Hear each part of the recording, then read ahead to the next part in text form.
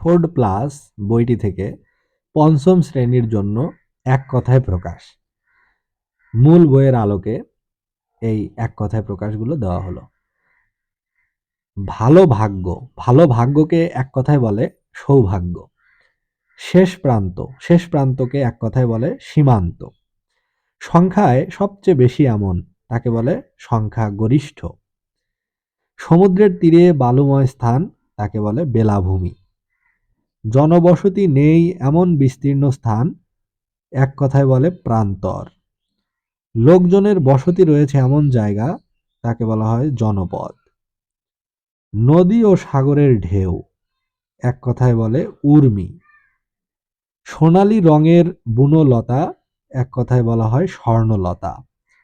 যা লোপ পেয়েছে তাকে বলা হয় অবলুপ্ত। যার মূল্য নির্ধারণ করা যায় না তাকে এক কথায় বলা হয় অমূল্য। যা প্রয়োগ করা যায় তাকে এক কথায় বলা হয় প্রযোজ্য। রাজার ধন যেখানে থাকে তাকে বলা হয় রাজকোষ। একের সঙ্গে অন্যের, এক কথায় বলে পরস্পর। দেখে ভয় লাগে এরকম শুকনো চেহারা, তাকে বলা হয় রুক্ষ মূর্তি। যে যন্ত্রের সাহায্যে অত্যন্ত ক্ষুদ্র বস্তু অনেক বড় দেখায় তাকে বলা হয় অনুবীক্ষণ যন্ত্র। অত্যন্ত তাড়াতাড়ি করে তাকে বলা হয় এক কথায় দ্রুত গতিতে। যে জমি উঁচু নিচু নয় তাকে বলা হয় সমতল ভূমি। স্বাভাবিক জ্ঞান বুদ্ধি, এক কথায় বলা হয় কাণ্ডজ্ঞান। গল্পগুজব করার আসর, এক কথায় বলা হয় মজলিস। জনশূন্য স্থান তাকে বলা হয় নির্জন। শাস্তি পাওয়ার যোগ্য, এক কথায় বলা হয় দণ্ডনীয়। যা করা প্রয়োজন কর্তব্য, যা নিষেধ করা হয়েছে নিষিদ্ধ। এক যুগের পর আরেক যুগ যুগান্তর।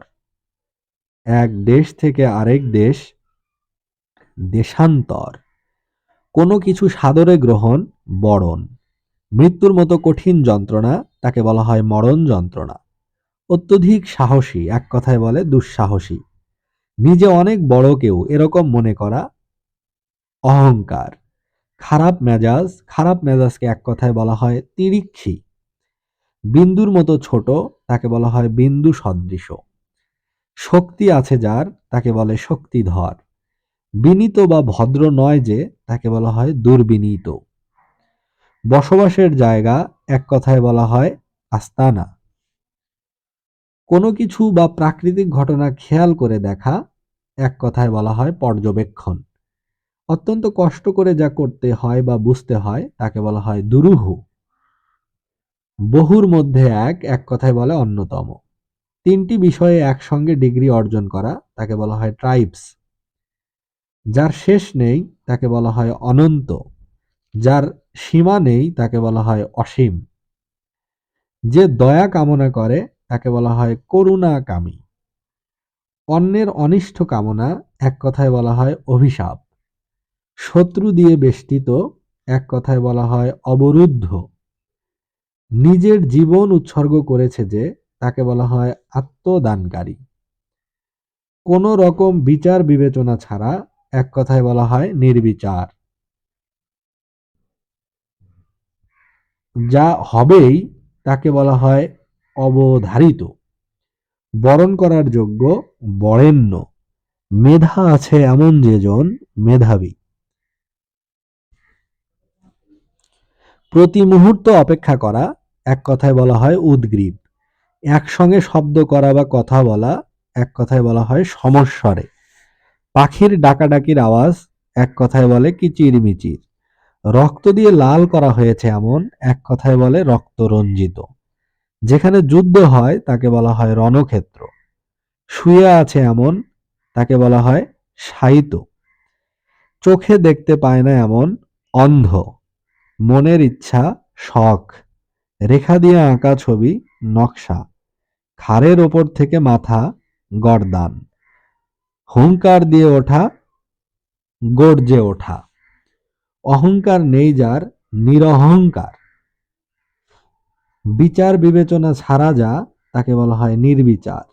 কোনোভাবেই পূরণ করা যায় না এমন, অপূরণীয়।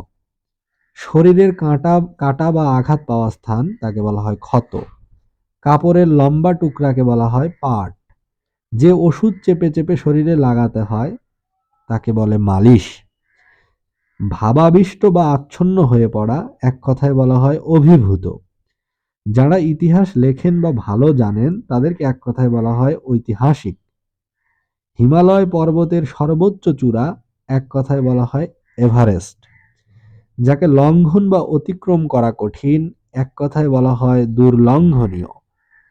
প্রতিজ্ঞা পূরণে যার সংকল্প দৃঢ় তাকে বলা হয় দৃঢ় প্রতিজ্ঞ। দৃঢ় প্রতিজ্ঞ। খেতে ভালো লাগে এমন স্বাদ, খেতে মজা নয় এমন তাকে বলা হয় বিস্বাদ। আবর্জনা ফেলার জায়গা এক কথায় বলে আস্তাকুড়। যন্ত্রণা বোঝায় এমন অনুভূতি টনটন।